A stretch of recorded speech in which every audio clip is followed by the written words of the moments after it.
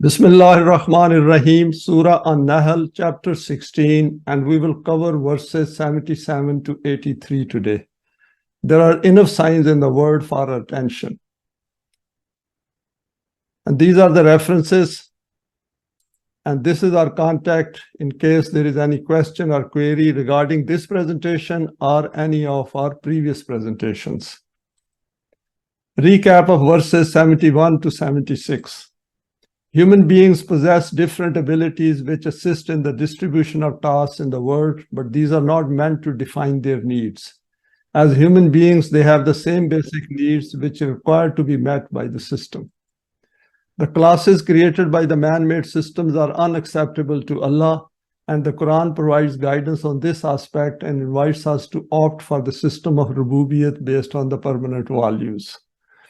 And there is a point here which we have gone over a few times, that if we as students of the Quran are not comfortable with the classes in the world, that means that we are interested to remove those classes and treat each other as equal human beings. And that is an important starting point for the system of Rabubiyat and to understand the system of Deen. The Quran addresses Mu'mineen to reflect on the signs of the outer world, their own family system, and within their own psyche, and to come to this conclusion that the means of sustenance provided by Allah requires to be distributed as per the guidance of Allah. Next is, then the Quran illustrates this aspect by drawing our attention to the inequality and injustice of the man-devised systems in which people kept under subjugation cannot use their freedom of choice and intent, and instead live a constrained life. This is strictly against the respect and dignity of being human, because if we are given choice and intent and we cannot use it to its maximum, to its optimum, should I say, then essentially we cease to be that human being which Allah wants us to be. And for that, the system of Deen is required so that we are not constrained by the man-made laws and man-made systems. Freedom means that no human being can impose his will and laws on another human being. Human beings should live life within the limits defined by the Quran, and that is where true freedom lies. And this aspect we should keep in mind all the time when we are looking at the world around us, that do we have that freedom which the Quran has given us or wishes to give us? And if that freedom is not available to us, then we should continue to strive on this path. An overview of today's presentation. The theme of Rabubiyat continues in this segment, and the Quran reminds us about different signs visible in the universe around us.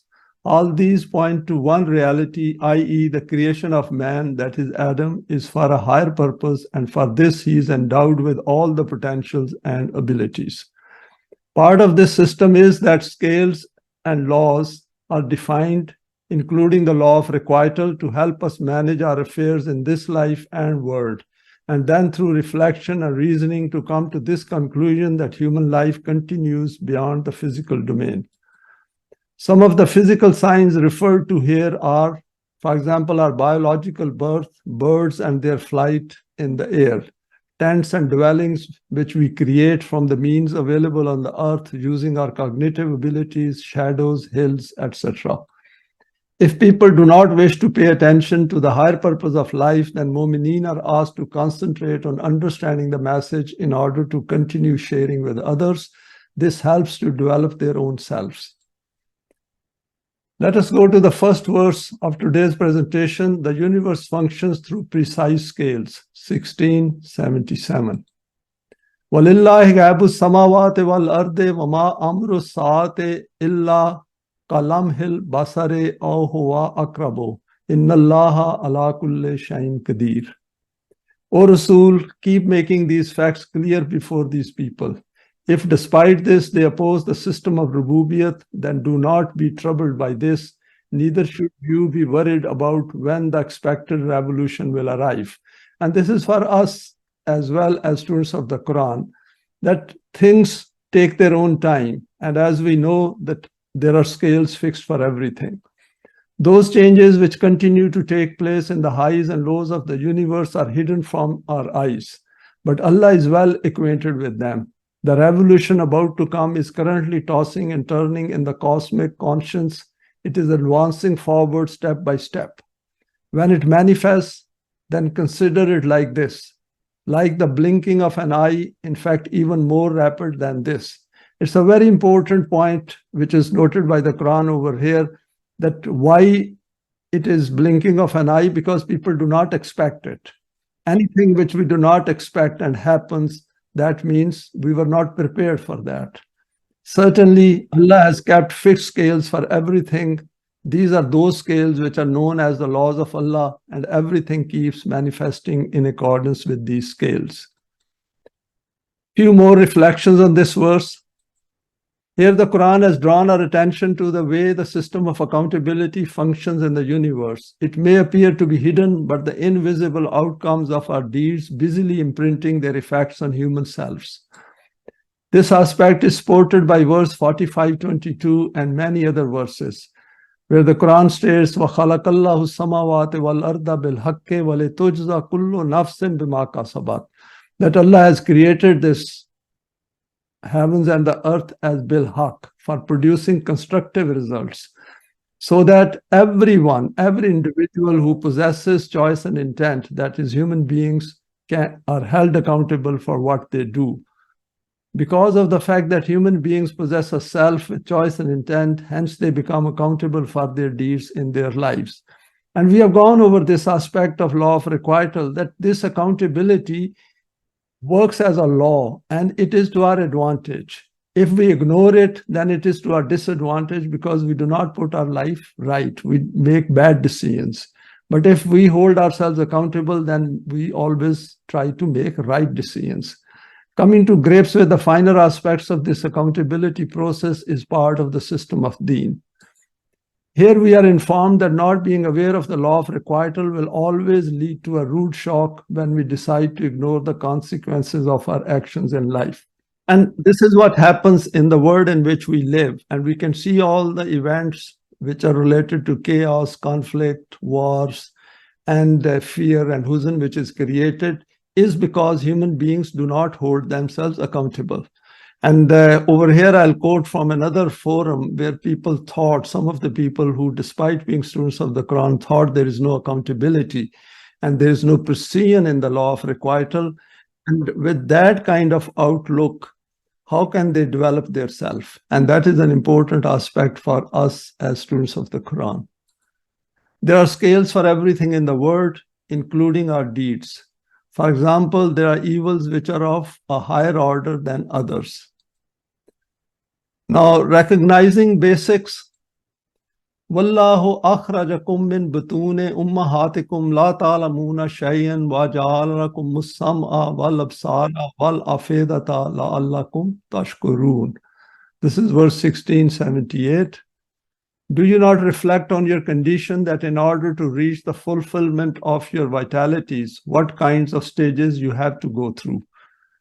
You enter the world from the womb of your mother in such a condition that you have no knowledge of anything. A child has no awareness, but has all the basic potentials of creating a new self. He bestows on you the potentials of hearing and sight, the sources of gaining knowledge. And then on the basis of this knowledge, bestows you with the fuad, which is mind or intellect, to draw conclusions from this, so that you can gradually actualize your potentialities. Signs in our birth and other aspects of daily observation. Here the Quran takes us back to our biological birth, where we are born as a child who has no clue about the issues of the world in which it is born.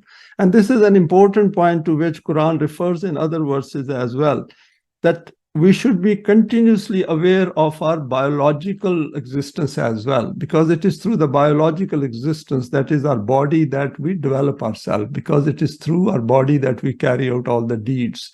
But it is our intellect which guides us. It is a child just like any other anywhere in the world.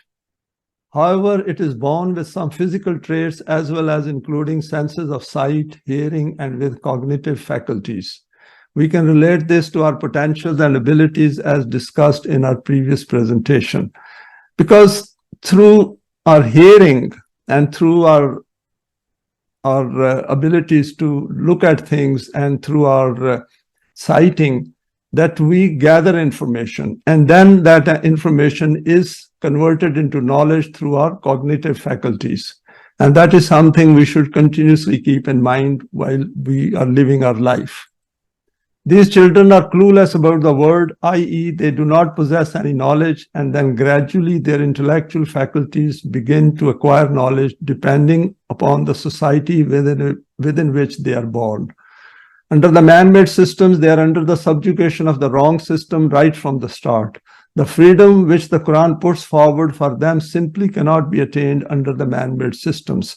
And it is important because many psychologists like Gabor Mate have said that don't let the world around us to create ourselves, to create and influence us, but we should look at the value system rather than looking at the majority what they are doing in the world. And in order to prevent this happening to our children, we have to provide them permanent values so that their self strengthens and they can defend themselves against the onslaught of man-made laws and system. The verse concludes on a factual statement of supreme fact, la'allakum tashkurun, so that you bring out the best out of your cognitive faculties, not by stating shukr via your tongue. It's a very powerful word. It's worth looking at its root in Lugatul Quran, that whatever abilities and potentials, latent potentials we have, each one of us have, the children have, we need to create such an environment where they can manifest those as they live their life. If we fail to create a system which can help in this shukr, then we have gone against this value, i.e., we have not fulfilled the purpose of our creation as human beings. Now let us go to the next verse, 1679. There are signs for men of Iman. Alam yarau ila tayre musakharatin fi jawwi samai wa yumsikuhunna illallah. Inna fi zalika la yatil liqawmi yu'minun. This is the progressive aspect of the law of Allah. If you wish to understand the concreteness of this, then look at the condition of birds, how these keep flying with extreme peace and tranquility in the heights and vastness of the atmosphere. What power other than the law of Allah is there which holds them in this atmosphere? In this, there are signs to reach the reality for those people who have conviction, that is Iman, in the firmness of the law of Allah. Further reflections on this verse. The Quran here has pointed our attention to another sign in the outer world where birds fly around freely and their instinctive guidance helps them to go around in their daily routine. This and other physical signs exist to help man to recognize the higher purpose of life. We cannot dissociate ourselves from the world in which we live. There are innumerable signs all around us, on the face of the earth as well as in the oceans. And it is our duty to find out as much as possible to give strength to our conviction. Even when we have acquired Iman, we need to look at these signs to which the Quran has pointed our attention to. We need to reflect not only the beauty of these birds and their cries and chirping, but to look at the way in which these fly in different modes. There is something here to which the Quran draws our attention in its beautiful and attractive style. Nothing is holding them up there except the law of Allah. Follow the laws of Allah and then witness how Allah will hold you up like these birds which never fall. These laws have enough strength to carry out their task. Had Muslims paid attention to this aspect, they could have pioneered the invention of aeroplanes because they should have explored this aspect further. What is holding them in the air in terms of the design of their wings and the flow of air? And this is surprising that despite these verses like that, pointing to various physical signs, Muslims fail to take advantage of them, and instead they fell into schisms and sects and gave up on the Quran. The last part of the verse makes it clear that these are signs for those who have Iman. We can see the chaos and destruction caused by fighters and bombers designed by copying the flights of birds in the world which are held up by the law of Allah. For example, the laws of aerodynamics. All the transportation of people and cargo is also to mostly promote the capitalist agenda. We can fill in the blanks through our daily observations. I put it down because we are not making optimum use of these laws of Allah. And whatever has been invented by using these laws of Allah is not being used optimally for the good of mankind. It is only once the system of deen is established, and all this, what is air transportation, will be able to be used for the good of mankind. And presently, we can just watch it and see what is going on in the world. Next verse, 1680, signs in the way we utilize resources of the earth. Wallahu ja'alakum min buyutikum sakanan wa ja'alakum min juludin an'ami buyutan tastakhiffunaha yawma zanikum wa yawma iqamatikum wa min aswafiha wa awbariha wa shariha asasan wa matan ilahin. And then reflect on the physical conveniences of yours in the world. Allah has made your houses places of abode for you. These houses, however, remain fixed at one place. Together with this, made tents for you from the hides of animals, which you can carry with you wherever you wish. Whether you stay at some place or move elsewhere from there, in both states, these tents remain very light, neither time-consuming in their installation nor difficult in their transportation. Then wool from rams and sheep, hair from the camel and goat, how many things of necessity have been made for you which remain in your use for a stated period of time. So the Quran has drawn our attention to more physical signs in the things which we utilize in this journey of life. The Quran helps to maximize our abilities. Addressing human intellect here, the Quran has moved to other evidence-based physical conveniences of life. We are provided with all the raw means of sustenance so that we can employ our creative potentials to meet the needs and conveniences of our physical existence, i.e., our body. What is mentioned in this verse needs to be viewed with a much wider context on which the Quran is inviting us to reflect. It should not be taken as if Allah is trying to impress us so that we become motivated to extend some favor to Him by resorting to His worship. Not at all. And that is where we have to reflect very profoundly in these verses, that because these verses are addressing our intellect and asking us to expand the vastness of our intellect by looking at these signs and then see how do we employ our intellect to create out of these things in the physical sphere. And while creating in the physical sphere, we also develop ourselves. Continuing from shukr, here the Quran points to our intellect and reasoning prowess to look at these signs and come to some conclusion regarding the purpose of our creation. So whole thing is that the Quran is asking us that your creation, human creation, is not meaningless. It has a very high purpose. That is why, for example, in Surah Al-Imran, Quran says that these people of intellect come to this conclusion, وَمَا خَلَقْتَ هَذَا بَاطِلًا, that whole of this universe has not been created batil. It is haq. It is for constructive purpose. So each time we think and reflect on these things, we should see that, have I missed something? Have I missed some constructive purpose for which we are created? And all these means are provided to us. The means of travel is included to encourage us to travel around to find out what is going on in the world.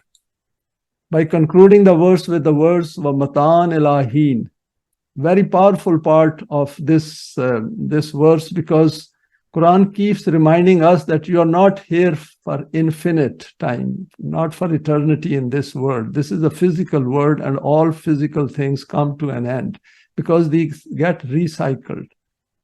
All this is means of sustenance for a defined period. And defined period, of course, is based on Allah's laws. What is that defined respite? Our physical life, which will end with death. The point to reflect on is that it is addressed to our I. And that is why Quran says, kum. And this kum we should keep in mind when we go through these verses, that this you, when Quran addresses us as you, it means whole of mankind. And of course, within that mankind, Those who are students of the Quran have to think about it. The others probably are going to ignore it. You need to think as you possess choice and intent. Next verse, 1681, Rabubiyat requires to keep reflecting.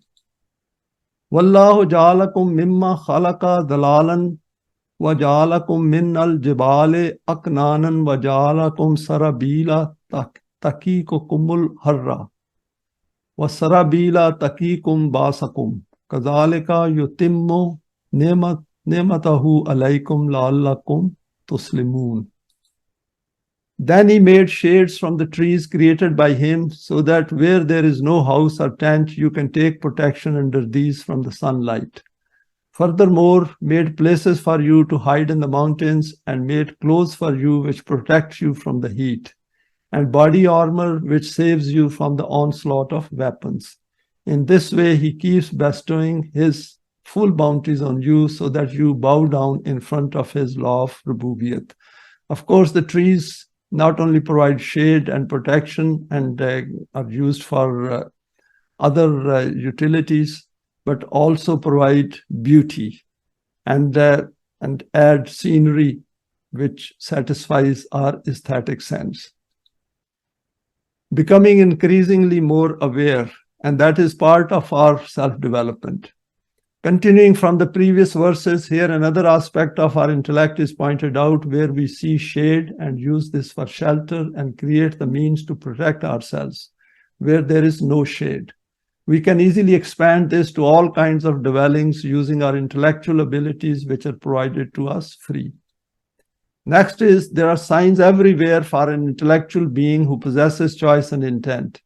If this thinking being keeps utilizing these resources and never pays attention to the obvious, i.e. the purpose of his creation, then essentially he wastes his whole lifetime on things which fail to provide him with the means of rizq for the hereafter.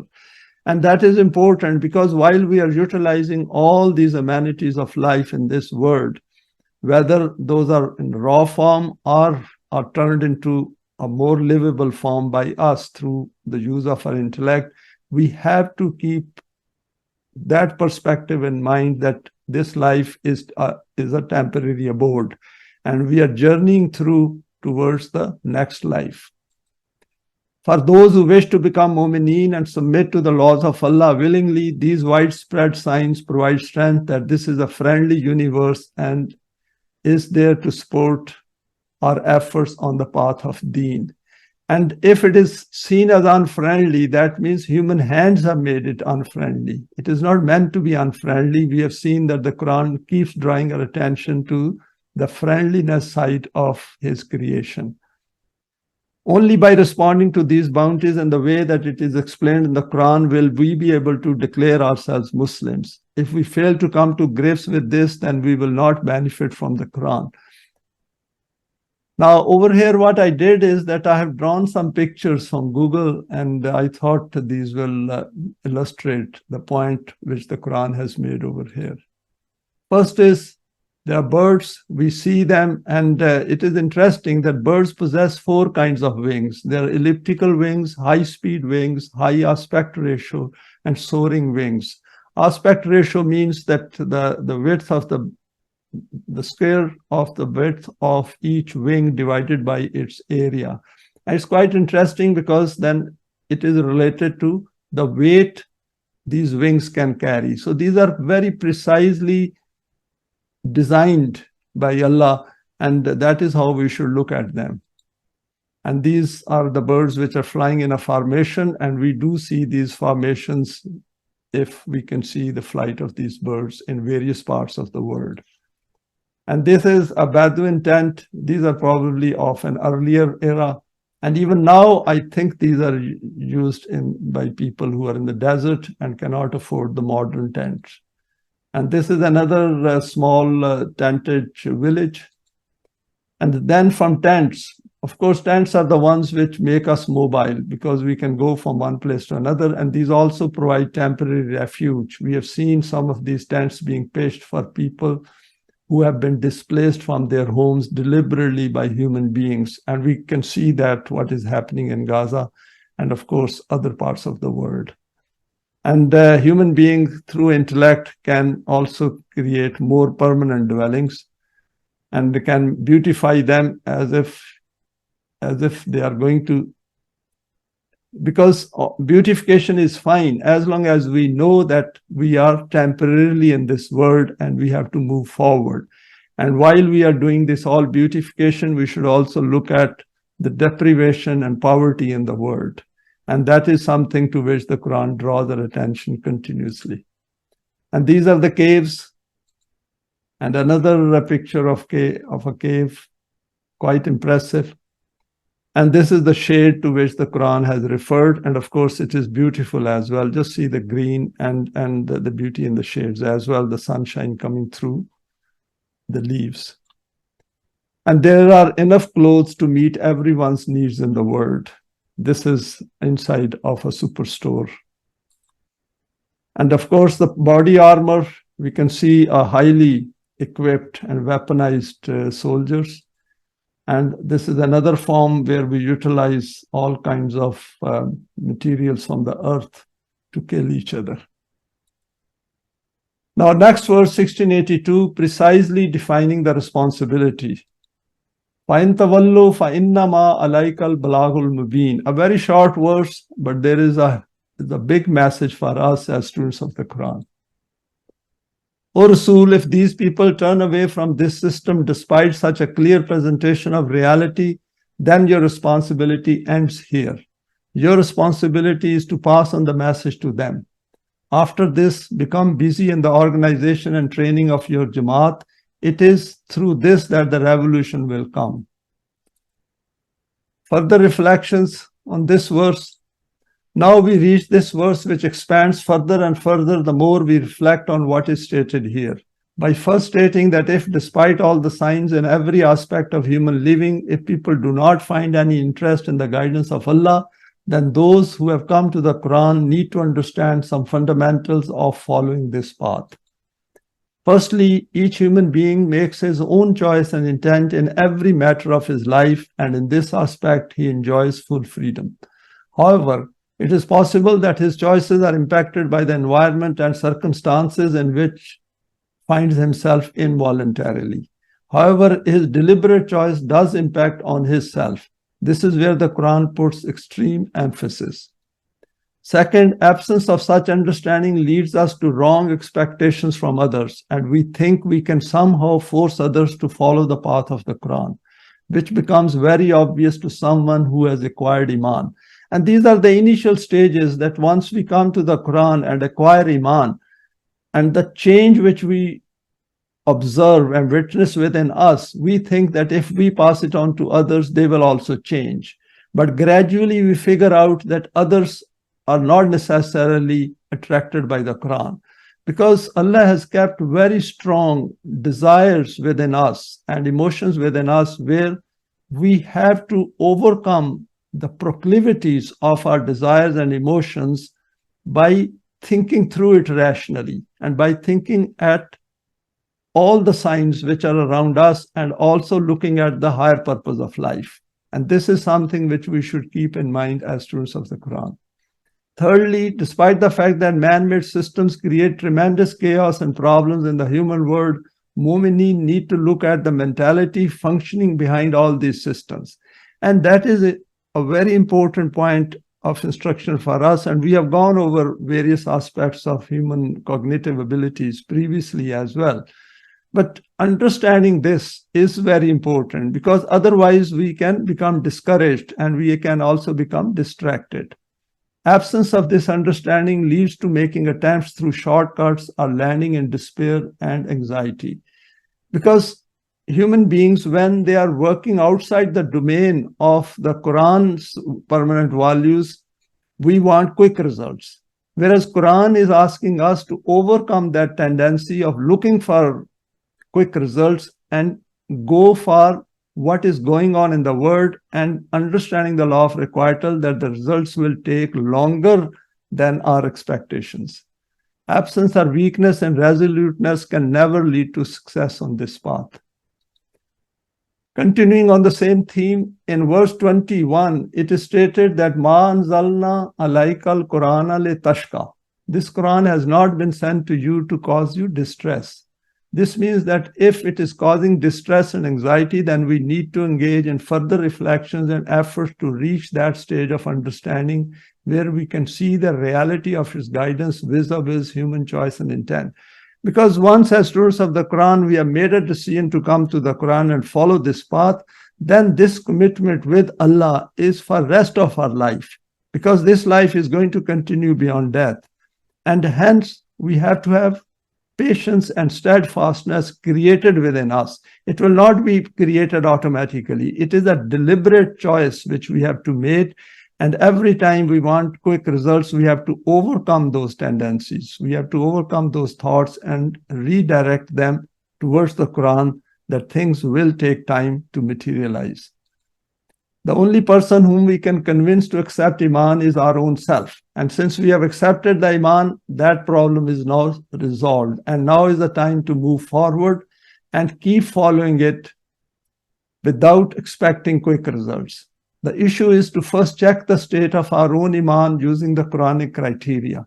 In fact, understanding this point is a clear sign that one has come to grips with the kind of human psyche which has acquired Iman. The Quran has asked the messengers to communicate Wahi to the people so that they are warned about the wrong paths of life, and those who accept the guidance can benefit from this. Since the Quran has been completed and the need for any more messengers has ceased, now the responsibility falls on those who willingly accept Iman. And this responsibility is not something which we should be under stress because of that. Because as I stated in the first point, Manzalna alaikal Qurana litashka. The Quran is not there to create anxiety. If it is creating anxiety, we have to address it rationally using the Quran. And we have gone over these points, and more will come across us once we go to further on in the Quran. Now the responsibility falls on those who willingly accept Iman and then make a deliberate choice to follow and strive on the path of Allah. If such people do not emerge in the world, then humanity will continue to remain immersed in fear and huzn. And that's an important point which we have covered previously as well. Just to reiterate, the problems which we see around in the world are because of absence of deen and Jamaat-e-Mu'mineen. And if we know the cause of the disease, then there is no point in complaining about the disease and its effects. What we need to do is continue our own journey, our own striving together on this path, and enhance our own understanding so that we come to grips with the problems of human thinking and what is going on in the world. Few more reflections on this verse. A few more aspects need to be kept in mind regarding communicating and sharing the guidance of the Quran with others. For example, the Quran states, Ya ayyuhar rasulu balligha ma unzila alayka min rabbika wa in lam taf'al fama ballagta risalatahu wallahu yasimuka minan nas. Some very important points covered here. O Rasool, proclaim what has been sent to you from your Rabb, because it is a need of Rabubiyat and the establishment of deen that we first understand the message ourselves, bring change within us, and then pass it on to others and share with them this guidance, particularly those people who are not happy with the world in which they are living, and pass on to them and then give them time to think over it. If you do not, then you would not have fulfilled the responsibility related to the message. And this is an inbuilt responsibility within the way the Quran brings change within us, that the desire arises within us through our own efforts that we should share this message with others because we are not happy with the kind of world in which we are living. Allah will provide protection from people who intend to harm this effort. And that is another important point which is stated over here by the Quran, is that do not worry about the issue of security and protection. Of course, one has to think rationally through it and not to become violent or intolerant or become impatient. To pass on the Quranic message to others to the best of our ability after understanding it, and go through the steps with these people and tell them that Allah's laws are working, and if we are suffering, it means that we are going against the laws of Allah. So these are important points for us as students of the Quran. The Quran helps us to reach that destination, which is also defined by Wahi. And Rabubiyat is the objective of Mu'mineen, so that mankind can become free from every kind of fear and huzn. Peace and tranquility will then prevail in the world. So if we are looking for peace and tranquility, which is the outcome of becoming Mu'mineen, then we have to continue on this path patiently, steadfastly, and never to get distracted.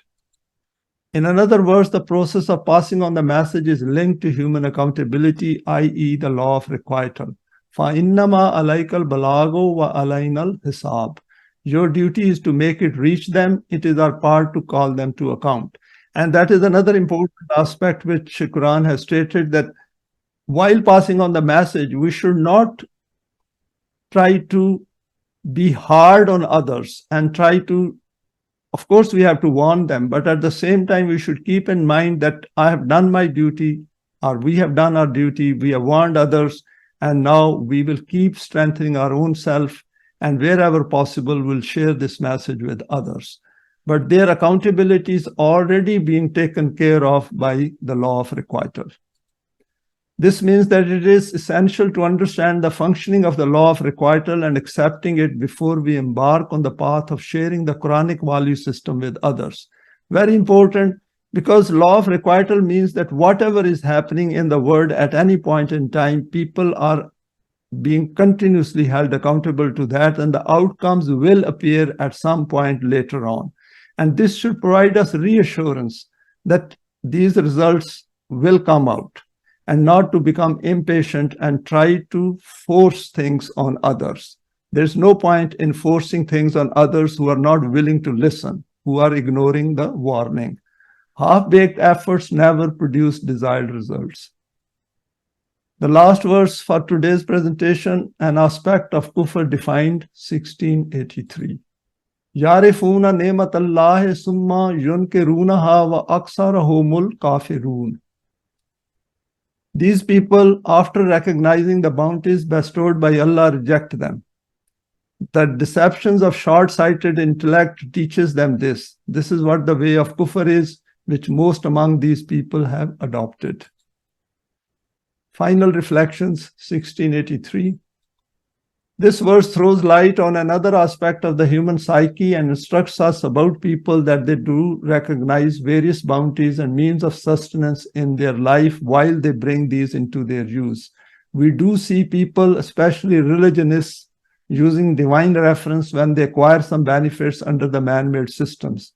This provides them with a degree of emotive self-satisfaction. While living in a man-made system where there is a gross injustice going on in the world, we should be very, very careful to become satisfied with our own state of affairs. Even if we are beneficiaries of the system, we should be dissatisfied with the world in which we live, because then dissatisfaction is the one which will convince us to do something about it. If I become satisfied with the system in which I'm living, then my efforts will not be to their optimum. I will not put in my best. I will not think about what is going on in the world. I will not try to acquire more information or work together. And this is important because if our abilities, our potentials are decreased, are dimmed because of our own efforts and because of our own distractions, then that is a loss to each one of us. Allah has brought these thoughts arising in human hearts and minds to our notice, and we can relate to these easily if we reflect by examining the conversation of others. Another way to verify this is to pass on the message of Allah to others and point to various physical signs in the world and then observe their response. And there is an instruction over here that when we pass on this message and draw others' attention to these signs around us and of course within us, then we should also make a point to observe others, not just let it go as something like people hold a very common conversation in which everyone is talking and nobody is paying attention. As students of the Quran, we should pay attention to what others are saying and where do they stand vis-a-vis the Quranic value system. Then the Quran tells us that despite benefiting from all the means of sustenance and then not arranging their equitable distribution in the world, they openly reject these bounties. Why do human beings do this? Here we need to study the human psyche which leads to such behavior. Without understanding this, we cannot come to grips with the background of the chaos and bloodshed in the world. The main reason is the non-acceptance of accountability for their deeds. The Quran declares such a mentality of these people to be kufr. And kufr is not something like an abuse or a swear or some kind of a derogatory term. Kufr is the state of development of the self of human beings who do not accept Quran's guidance and are quite satisfied and contented with the man-made systems and its laws. Recognizing such a psyche is part of understanding the Quran. And with that, we come to the end of today's presentation. Thanks for your time and for sharing this today. Please feel free to share it with your contacts, and you may like to subscribe for future talks related to the Quranic system of Deen.